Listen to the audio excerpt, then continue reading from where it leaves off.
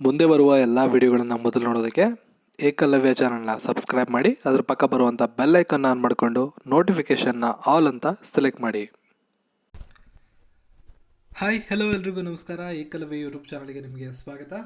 ಇವತ್ತಿನ ಈ ವಿಡಿಯೋದಲ್ಲಿ ದಿನಾಂಕ 3/2/2019 ನಡೆದಂಥ KTET ಪರೀಕ್ಷೆಯ ಪೇಪರ್ 2ನ ಅಂದರೆ 6ರಿಂದ 8ನೇ ತರಗತಿಯ ವಿಭಾಗದ ಪೇಪರ್ 2ನ ಸೋಷಿಯಲ್ ಸೈನ್ಸ್ ಪ್ರಶ್ನೆ ಮತ್ತು ಉತ್ತರಗಳನ್ನು ನೋಡ್ತಾ ಹೋಗೋಣ. ಈ ಕೀ ಉತ್ತರಗಳು ಅಧಿಕೃತ ಕೀ ಉತ್ತರಗಳಾಗಿರುವುದಿಲ್ಲ. ಇಲಾಖೆ ಪ್ರಕಟ ಮಾಡುವ ಕೀ ಉತ್ತರಗಳೇ ಅಂತಿಮವಾದ ಕೀ ಉತ್ತರಗಳು ಆಗಿರ್ತವೆ.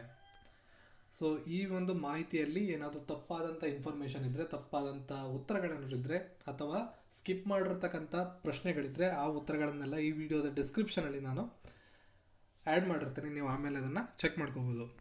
ಬನ್ನಿ, ಹಾಗಿದ್ರೆ ಪ್ರಶ್ನೆ ಮತ್ತು ಉತ್ತರಗಳನ್ನು ನೋಡ್ತಾ ಹೋಗೋಣ. ನನಗೆ ಹೊಡೆದ ಹೊಡೆತಗಳು ಭಾರತದಲ್ಲಿ ಬ್ರಿಟಿಷ್ ಆಡಳಿತದ ಶವಪೆಟ್ಟಿಗೆಯ ಕೊನೆಯ ಮೊಳೆಗಳಾಗಲಿವೆ. ತಮ್ಮ ಸಾವಿಗೆ ಮುನ್ನ ಹೀಗೆಂದು ಹೇಳಿದವರು ಯಾರು? ಸರಿಯಾದ ಉತ್ತರ ಲಾಲ್ ಲಜಪತ್ ರಾಯ್. ಸ್ವಾತಂತ್ರ್ಯದ ನಂತರ ಭಾರತ ಸರ್ಕಾರಕ್ಕೆ ಹರಸಾಹಸದ ಕೆಲಸವಾದದ್ದು ಯಾವುದು? ಸರಿಯಾದ ಉತ್ತರ ಮತಿಯ ಗಲಭೆಗಳು.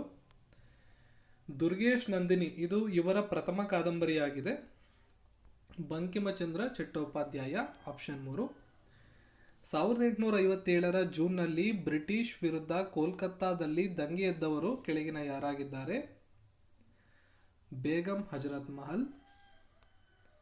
ಹಿಂದೂಸ್ತಾನದ ಪ್ರಥಮ ನಕ್ಷೆಯನ್ನು ನೀಡಿದಂಥವರು ಕೆಳಗಿನ ಯಾರಾಗಿದ್ದಾರೆ? ಜೇಮ್ಸ್ ರೆನೆಲ್. ಭಕ್ತಿ ಎಂಬ ಸಂಸ್ಕೃತ ಪದವು ಭಚ್ ಎಂಬ ಮೂಲದಿಂದ ಬಂದಿದ್ದು, ಹಾಗಾದರೆ? ಸರಿಯಾದ ಉತ್ತರ ಜ್ಞಾನ. ತರುಣ ಬಂಗಾಳ ಚಳುವಳಿಯ ಹಾರಿಕಾರ ಕೆಳಗಿನ ಯಾರಾಗಿದ್ದಾರೆ? Henry Louis, Vivian Derozio. Delhi ಸುಲ್ತಾನರ ಕಾಲದ ಬೃಹತ್ ಉದ್ಯಮ ಕೆಳಗಿನ ಯಾವುದಾಗಿದೆ? ಸರಿಯಾದಂಥ ಉತ್ತರ ನೇಗೆ. ಸರಿಯಾದ ಕ್ರಮದಲ್ಲಿ ರಜಪೂತ ರಾಜ್ಯಗಳ ರಾಜಧಾನಿಗಳನ್ನು ಗುರುತಿಸಿ ಬರೆಯಿರಿ. ಸೊ ಆಪ್ಷನ್ 3 ಸರಿಯಾದಂಥ ಉತ್ತರ ಇದಕ್ಕೆ.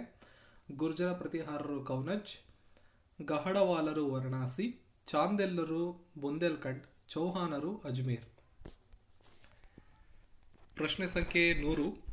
ಅಲ್ಲಾವುದ್ದೀನ್ ಖಿಲ್ಜಿ ಸಹನಾ ಇ ಮಂಡಿ ಎಂಬ ಉನ್ನತಾಧಿಕಾರಿಯನ್ನು ಇದೊಂದನ್ನು ನಿಯಂತ್ರಿಸಲು ನೇಮಿಸಿದ್ದನು. ಸರಿಯಾದಂಥ ಉತ್ತರ ಯಾವುದನ್ನು ನೇಮಿಸೋದಕ್ಕೆ ಆತ ನೇಮಿಸಿದ್ದ ಅಂದರೆ ಮಾರುಕಟ್ಟೆಗಳು. ಪಟ್ಟದ ಕಲ್ಲಿನಲ್ಲಿರುವ ದೇವಾಲಯಗಳಲ್ಲಿ ಅದು ಪ್ರಮುಖವಾದ ದೇವಾಲಯ. ಸೊ ಡಿಸ್ಕ್ರಿಪ್ಷನಲ್ಲಿ ಆನ್ಸರನ್ನು ನಾನು ಸೇರಿಸ್ತೀನಿ. ವಾತಾಪಿಕೊಂಡ ಎಂಬ ಬಿರುದನ್ನು ಪಡೆದಂಥವರು ನರಸಿಂಹವರ್ಮ 1. 2ನೇ ಬೌದ್ಧ ಸಮ್ಮೇಳನ ನಡೆದಂಥ ಸ್ಥಳ ವೈಶಾಲಿ. ಗುಪ್ತ ವಂಶದ ಸ್ಥಾಪಕರು ಶ್ರೀಗುಪ್ತ. ಇವರಲ್ಲಿ ಒಬ್ಬರ ಆಡಳಿತದಲ್ಲಿ ಸಹಕರಿಸಲು ಅಷ್ಟಪ್ರಧಾನರೆಂಬುವರು ಇದ್ದದ್ದು ಶಿವಾಜಿಯವರ ಆಡಳಿತದಲ್ಲಿ. ಕಂಗೈಕೊಂಡ ಚೋಳಪುರಂ ಎಂಬ ಹೆಸರಿನ ಹೊಸ ರಾಜಧಾನಿಯ ನಿರ್ಮಾತೃ ಕೆಳಗಿನ ಯಾರಾಗಿದ್ದಾರೆ? 1ನೇ ರಾಜೇಂದ್ರ, ಆಪ್ಷನ್ 3. ಬುಕ್ಕರಾಯನು ಈ ದೇಶದ ರಾಜನಿಗೆ ರಾಯಭಾರಿಯನ್ನು ಕಳುಹಿಸಿಕೊಟ್ಟನು. ಸರಿಯಾದ ಉತ್ತರ ಚೀನಾದ ರಾಜ. ಅಕ್ಬರ್ನಾಮಾವನ್ನು ಆಂಗ್ಲ ಭಾಷೆಗೆ ಭಾಷಾಂತರ ಮಾಡಿದಂಥವರು ಕೆಳಗಿನ ಯಾರಾಗಿದ್ದಾರೆ? ಹೆನ್ರಿ ಬೆವೆರಿಡ್ಜ್.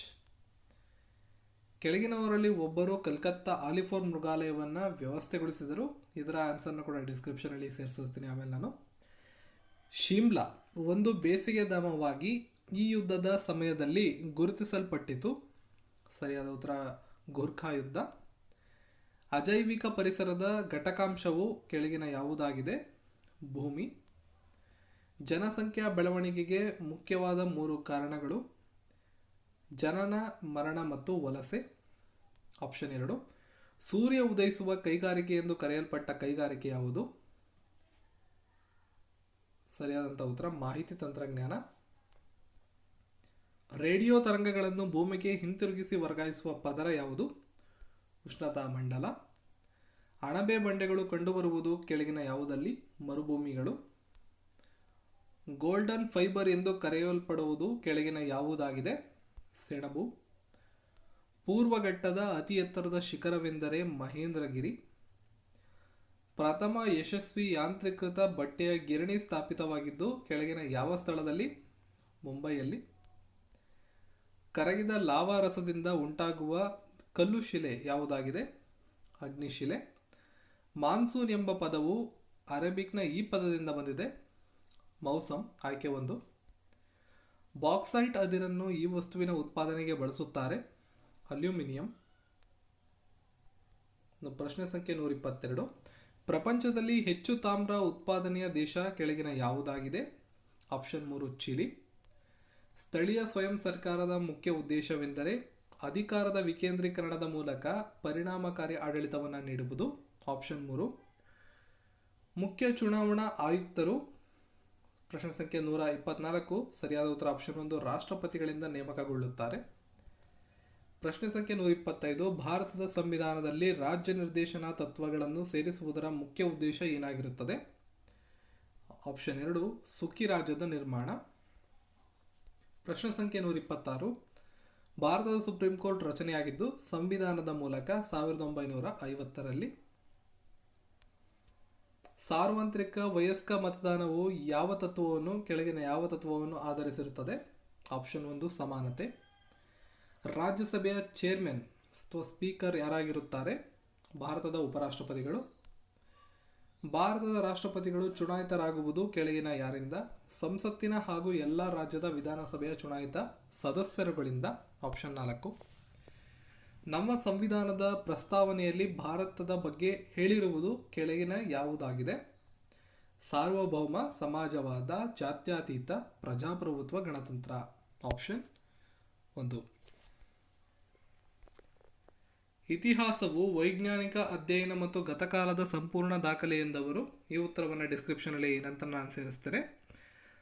ಕಾಲ, ಸ್ಥಳ ಮತ್ತು ಸಮಾಜ ಪ್ರಜ್ಞೆಯನ್ನು ಮೂಡಿಸುವ ವಿಷಯ ಕೆಳಗಿನ ಯಾವುದಾಗಿದೆ?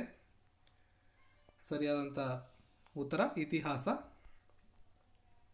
ಘಟನೆಗಳು ಮತ್ತು ವರ್ಷವನ್ನು ಪ್ರಸ್ತುತದಿಂದ ಹಿಂದಕ್ಕೆ ಪ್ರತಿನಿಧಿಸುವ ಕಾಲರೇಖೆ ಕೆಳಗಿನ ಯಾವುದಾಗಿರುತ್ತದೆ? ಸರಿಯಾದ ಉತ್ತರ ಪ್ರತಿಗಾಮಿ ಕಾಲರೇಖೆ.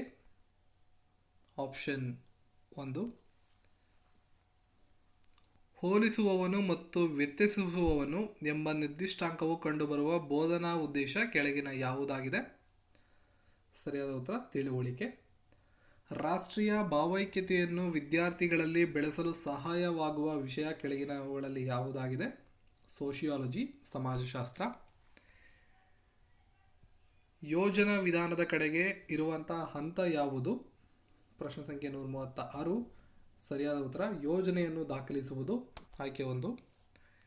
ಸಮಸ್ಯೆ ಪರಿಹಾರ ವಿಧಾನ ಮೊದಲ ಹಂತ ಯಾವುದಾಗಿರುತ್ತದೆ? ಪ್ರಶ್ನೆ ಸಂಖ್ಯೆ 137.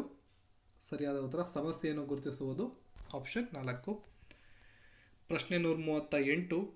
ಯೋಜನಾ ವಿಧಾನವನ್ನು ಅಭಿವೃದ್ಧಿಪಡಿಸಿದ ಮತ್ತು ಪರಿಪೂರ್ಣಗೊಳಿಸಿದಂಥವರು. ಈ ಉತ್ತರವನ್ನು ಡಿಸ್ಕ್ರಿಪ್ಷನಲ್ಲಿ ನಾನು ಮುಂದೆ ಸೇರಿಸ್ತೀನಿ.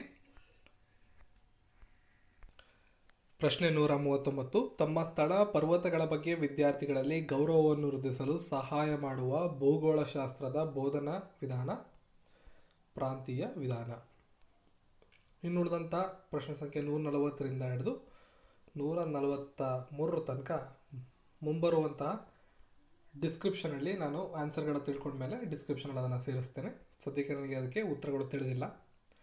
ಪ್ರಶ್ನೆ ಸಂಖ್ಯೆ 144. ಸಂಘಟಿತ ತೀರ್ಮಾನ ತೆಗೆದುಕೊಳ್ಳಲು ಸೂಕ್ತ ವಿಧಾನವೆಂದರೆ ಕೆಳಗಿನ ಯಾವುದಾಗಿರುತ್ತದೆ? ಸರಿಯಾದ ಉತ್ತರ ಚರ್ಚಾ ವಿಧಾನ. 3 ಆಯಾಮಗಳ ಬೋಧನಾ ಸಲಕರಣೆಗೆ ಉದಾಹರಣೆ ಯಾವುದಾಗುತ್ತದೆ? ಸರಿಯಾದ ಉತ್ತರ ಮಾದರಿ. ವಿದ್ಯಾರ್ಥಿಯಲ್ಲಿ ಸ್ಥಳದ ಸಂಬಂಧವನ್ನು ವೃದ್ಧಿಗೊಳಿಸಲು ಸಹಾಯ ಮಾಡುವ ಸಾಧನ ಯಾವುದಾಗಿರುತ್ತದೆ? ಸರಿಯಾದ ಉತ್ತರ ಭೂಪಟಗಳು. ವಿದ್ಯಾರ್ಥಿಗಳಲ್ಲಿ ಕಾಲ ಮತ್ತು ಸ್ಥಳದ ಬಗ್ಗೆ ಪ್ರಜ್ಞೆಯನ್ನು ವೃದ್ಧಿಸಲು ಇತಿಹಾಸವನ್ನು ಈ ವಿಷಯದೊಂದಿಗೆ ಸಹ ಸಂಬಂಧೀಕರಿಸಬೇಕು. ಪ್ರಶ್ನೆ ಸಂಖ್ಯೆ 147. ಸರಿಯಾದ ಉತ್ತರ ಭೂಗೋಳಶಾಸ್ತ್ರ. ಪ್ರಶ್ನೆ ಸಂಖ್ಯೆ 148ರ ಉತ್ತರವನ್ನು ಡಿಸ್ಕ್ರಿಪ್ಷನಲ್ಲಿ ನಾನು ಸೇರಿಸ್ತೇನೆ. ಪ್ರಶ್ನೆ ಸಂಖ್ಯೆ 149. ಕಲಿಕಾರ್ಥಿಯಲ್ಲಿ ಕಲಿಕೆಯ ಕೊರತೆ ಮತ್ತು ಸಮಸ್ಯೆಯನ್ನು ಪತ್ತೆ ಹಚ್ಚಲು ಸಹಾಯ ಮಾಡುವ ಪರೀಕ್ಷಣ ಯಾವುದಾಗಿದೆ? ಸರಿಯಾದ ಉತ್ತರ ನೈದಾನಿಕ ಪರೀಕ್ಷೆ. ಸ್ಪರ್ಧಾತ್ಮಕ ಸಹಕಾರ ಮತ್ತು ಒಪ್ಪಂದ ಹಾಗೂ ನಿರ್ದೇಶಿತ ಉದ್ದೇಶಗಳನ್ನು ಹೊಂದಿರುವ ಬೋಧನಾ ವಿಧಾನ ಯಾವುದು ಅಂತ ಕೇಳಿದ್ದಾರೆ. ಉಪನ್ಯಾಸನಾದರೂ ಆಗ್ಬೋದು, ಚರ್ಚೆ ಆದರೂ ಆಗ್ಬೋದು. ಸೊ ಇದರ ಉತ್ತರವನ್ನು ಕೂಡ ಡಿಸ್ಕ್ರಿಪ್ಷನಲ್ಲಿ ನಾನು ನಿಮಗೆ ತಿಳಿಸ್ಕೊಡ್ತೇನೆ. ಸೊ ಈ ಮಾಹಿತಿ ಇಷ್ಟ ಆಗಿದ್ರೆ ವಿಡಿಯೋನ ಲೈಕ್ ಮಾಡಿ, ಶೇರ್ ಮಾಡಿ, ಜೊತೆಗೆ ಚಾನಲ್ನ ಸಬ್ಸ್ಕ್ರೈಬ್ ಮಾಡಿ. ಇನ್ನುಳಿದಂಥ ಎಷ್ಟು ಪ್ರಶ್ನೆಗಳನ್ನು ನಾನು ಸ್ಕಿಪ್ ಮಾಡಿದ್ದೀನಿ ಅಷ್ಟು ಪ್ರಶ್ನೆಗಳ ಉತ್ತರಗಳನ್ನು ಈ ವಿಡಿಯೋದ ಡಿಸ್ಕ್ರಿಪ್ಷನ್ ಸೇರಿಸಿರ್ತೀನಿ, ಆಮೇಲೆ ನೀವು ಚೆಕ್ ಮಾಡ್ಕೋಬೋದು.